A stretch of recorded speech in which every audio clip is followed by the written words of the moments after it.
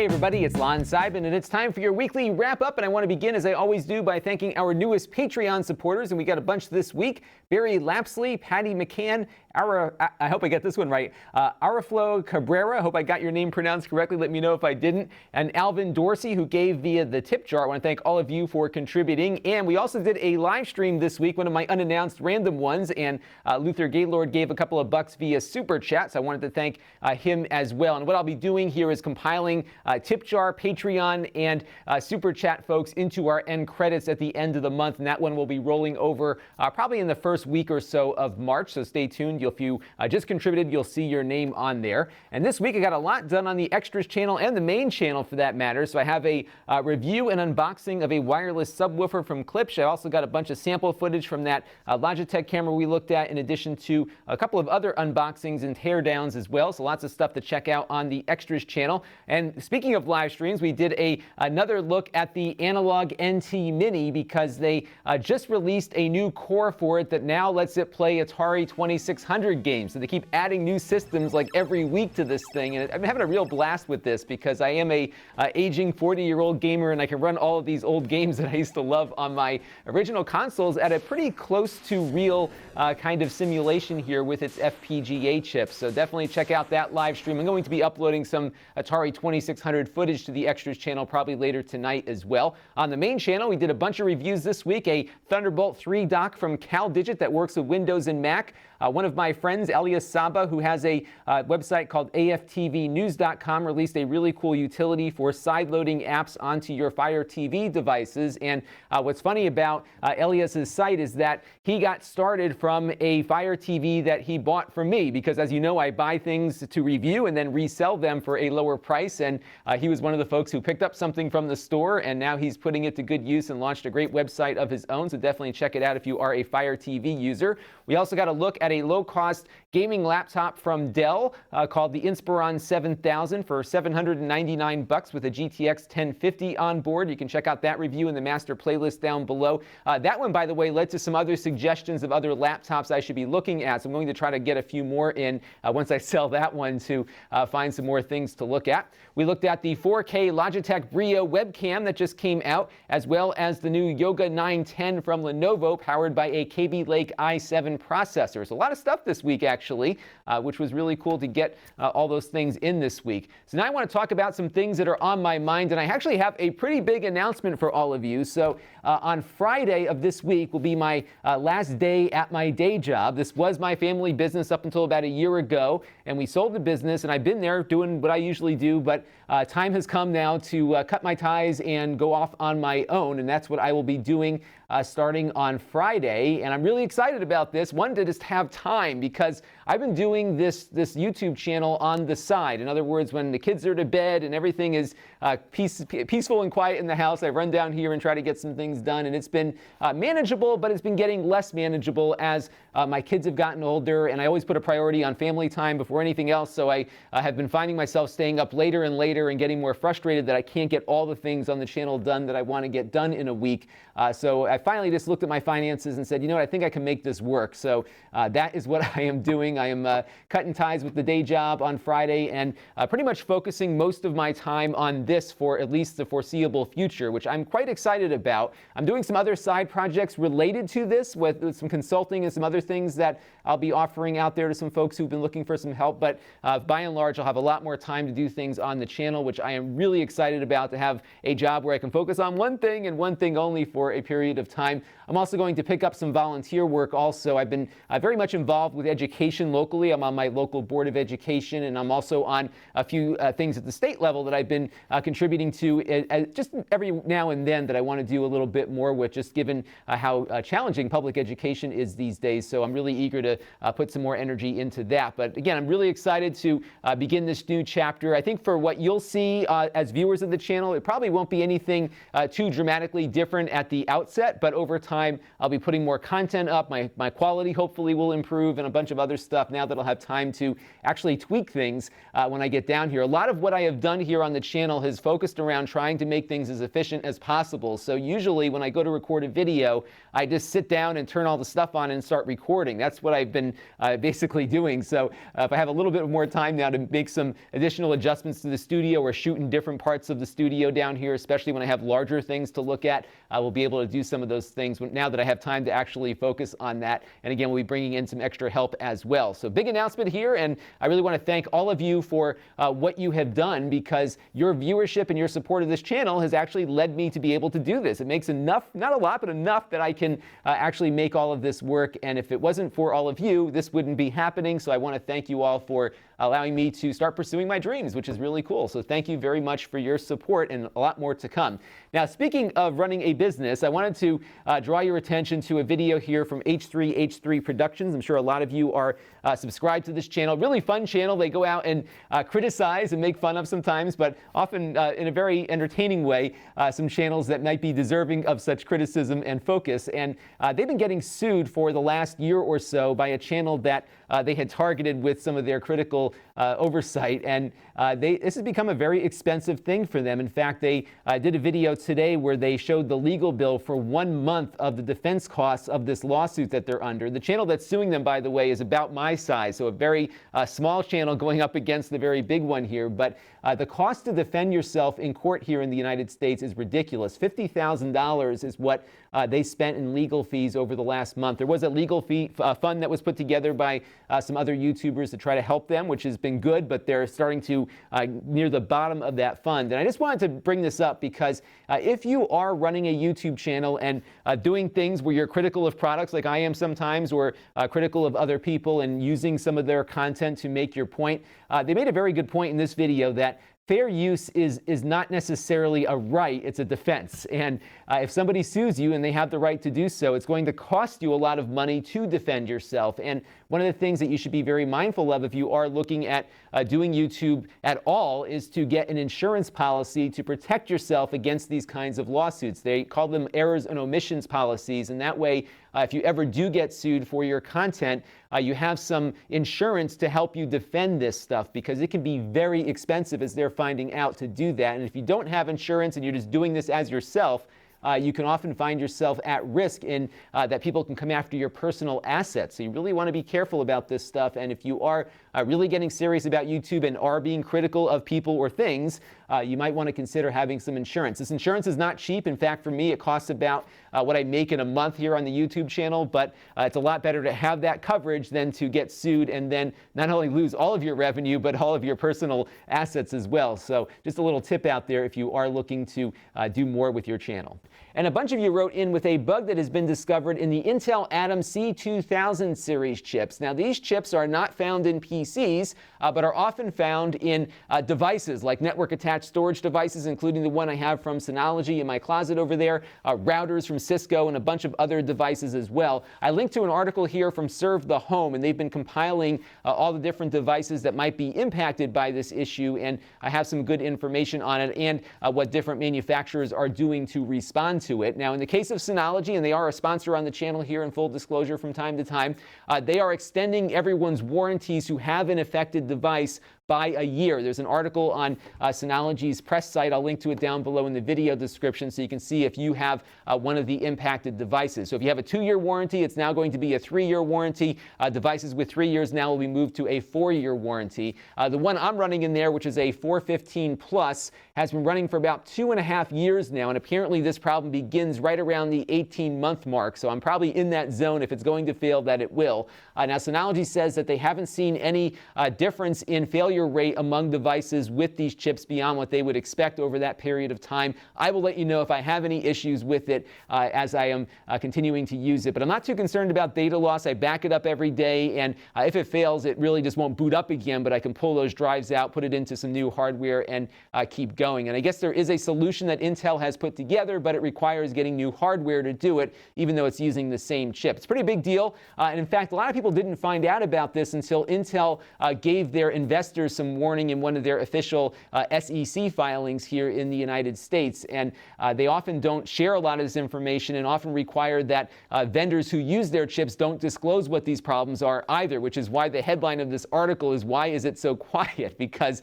none of these vendors can actually talk about it beyond just replacing things as it happens. So we're really kind of in the dark here as to what's going on. But what I would suggest is if you have a device that is a mission critical device, whether it's a router or a network attached storage device, find out what chip is in it, see if it's impacted by this bug, and if it is, contact the manufacturer to see what kind of solutions there might be if it fails, or if you have an option to replace it before it does. So in the case of Synology, they will replace it if something happens, but at this point, they're not going to replace things proactively. But it looks like Intel is expecting to take a pretty sizable financial hit because these chips are in just about everything.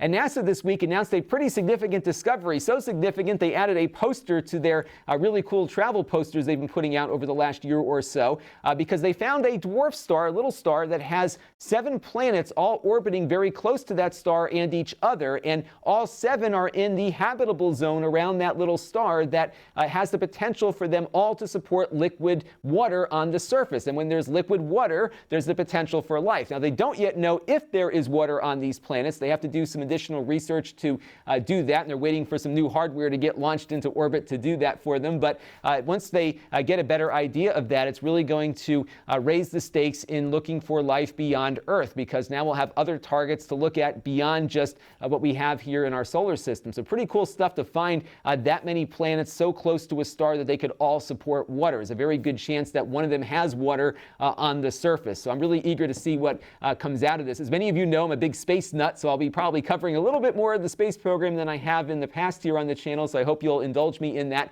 I often go down to some of the launches in Florida and provide some coverage. I did a SpaceX launch about 2 years ago or so, and there's a bunch of new SpaceX stuff on the horizon that I'll talk about in just a second that might warrant me going back down there again. Now, these posters that NASA puts out are free of charge, and they offer them in super high resolution, so you can get all these really cool posters for free off of the NASA website, which I linked to down below there, and you can get them printed out in large poster form. In fact, my wife for the holidays got me a bunch of them framed. I'm going to start putting them up here around the studio.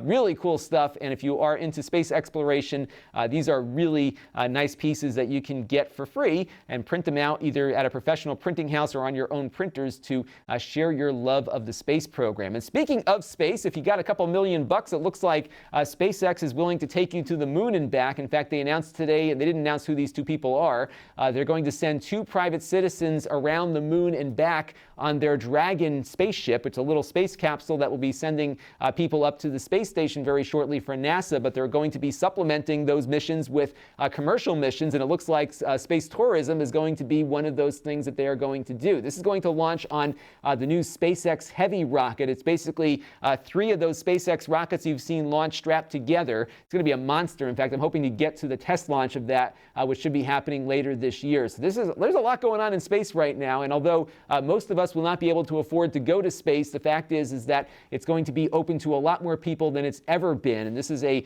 really exciting development here to hear that SpaceX is opening up some seats to private citizens.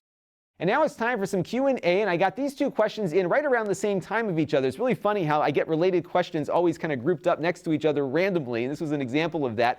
Ham Sandwich and Timothy Vreeland are both looking for tablets around $200, and they want to know what the best tablet out there is. And my pick is still the NVIDIA Shield K1. This thing has been out for almost 3 years now, but NVIDIA continues to support it very heavily. In fact, it just got the Android 7 Nougat upgrade. I think this is like the 3rd or 4th Android OS version it has gotten installed on it, and that is really something because most tablet manufacturers abandoned them after the first year or so. NVIDIA is still supporting this thing. It's still more powerful than like 99% of the tablets on the market, and for $200 you really can't beat it. Now, I know that Timothy Vreeland here is looking for USB Type-C. This doesn't have that, but it does have its own HDMI output and, of course, a micro USB port that you can connect up to an external power supply. So if you are looking for something affordable but but powerful. You really can't get better than this. It is a great tablet, and I use it on just about everything that requires an Android tablet these days that you see here on the channel. I also use it to control my drone. My DJI Phantom 4 loves this thing,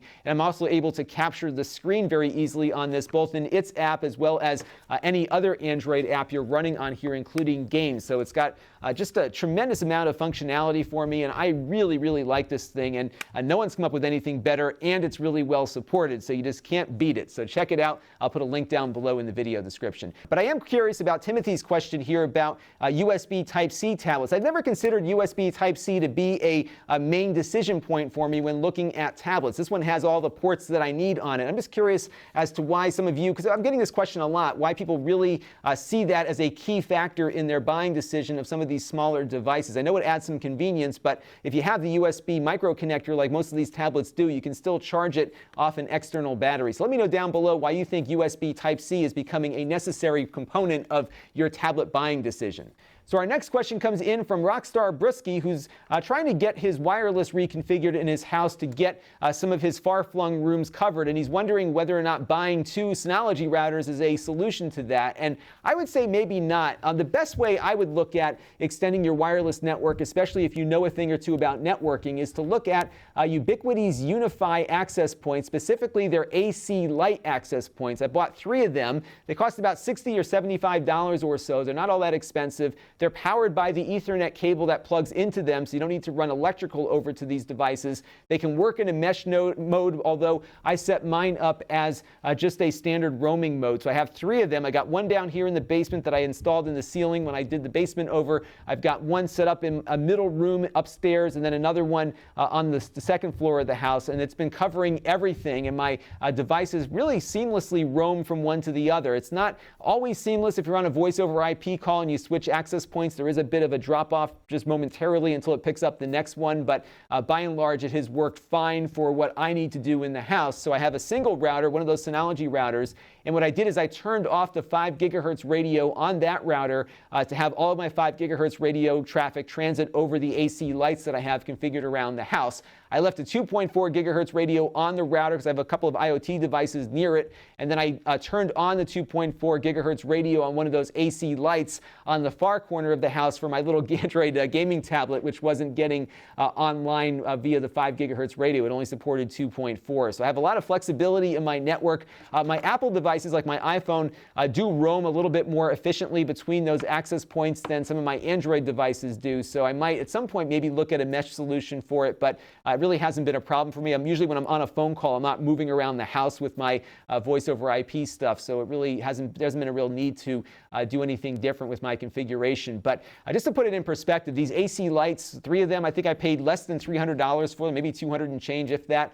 A lot less expensive than some of the mesh systems are out there, and very configurable. So while those mesh systems are very consumer focused and don't have a lot of bells and whistles, these AC lights let you really do everything you want to it to get it exactly how you want it to work, and you can still use the router that you already have, because a lot of these mesh systems kind of force you into using their own router, which often comes with a lot less functionality. So I got a Synology router controlling everything, and then these AC lights all over the house, and they work great. Check out my full review of them down below in the master playlist. And Dr. Teddy MMM writes in about the fact that my live streams always show up unlisted. He goes, don't you want the views? And of course I want the views, but I'm also very mindful of why people subscribe to my channel. And one thing that I hear over and over again is that people like the fact that I very tightly edit my videos, so there's really no dead air. I try to get you something useful every second of the video, and if it's not useful or if it's redundant, I usually cut it out. I spend a lot of time trying to get these things tight and concise, and live streams are the exact opposite of that. So I really don't want to gunk up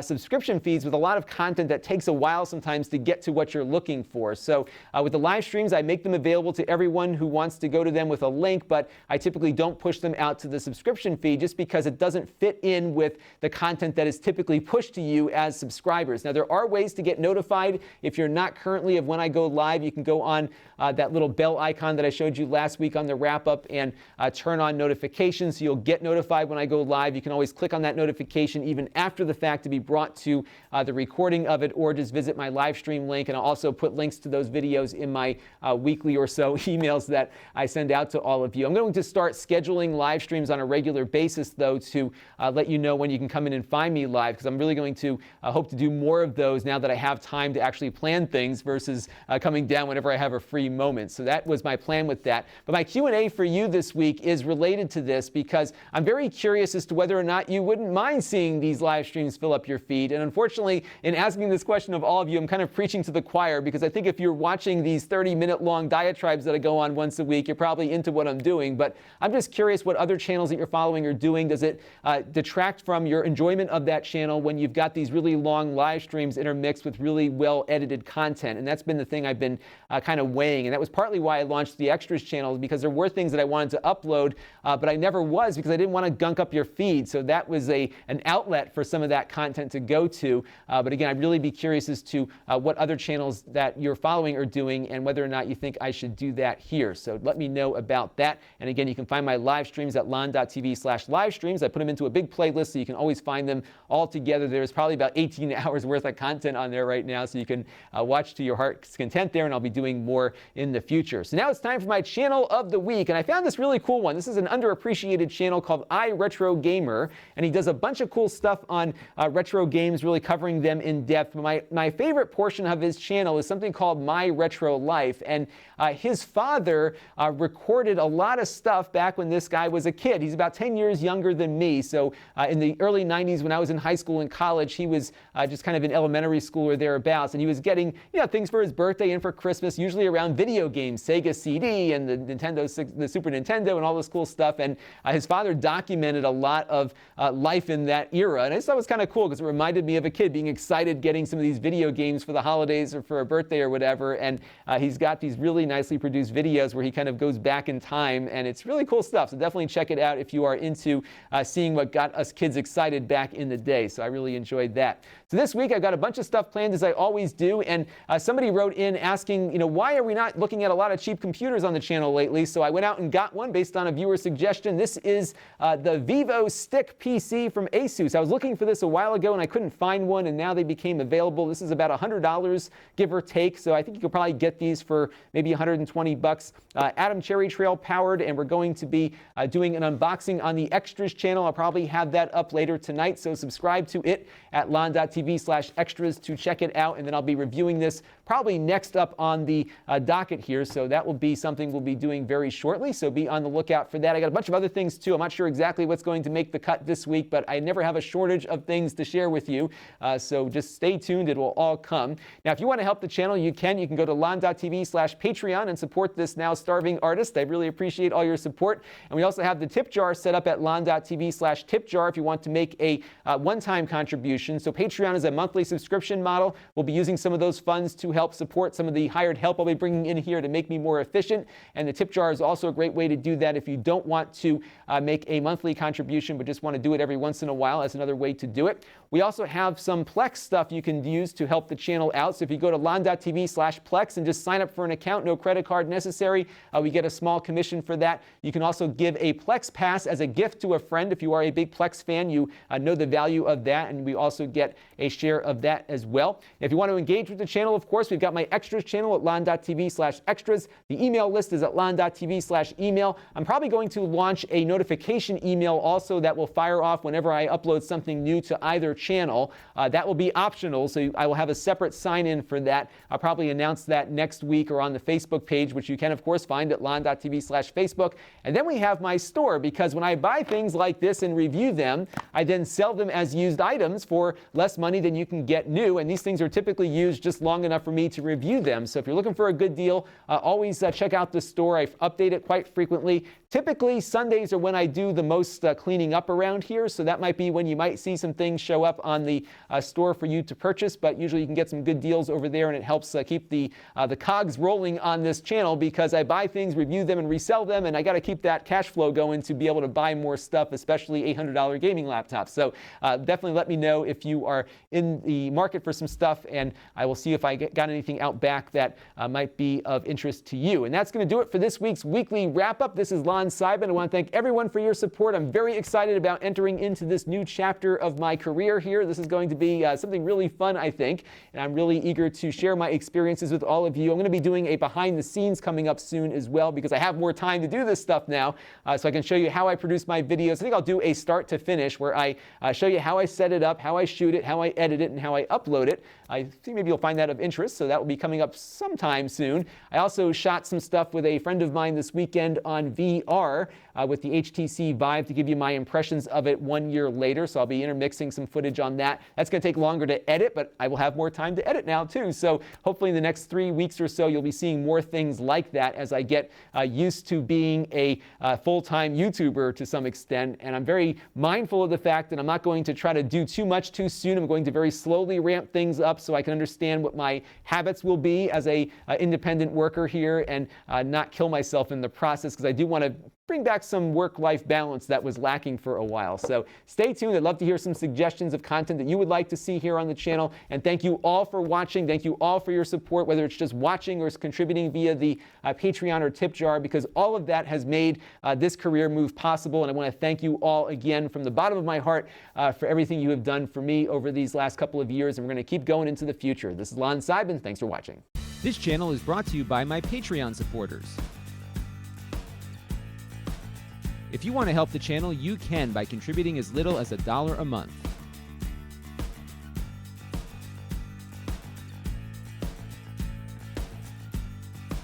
Head over to Lon.TV/Patreon to learn more.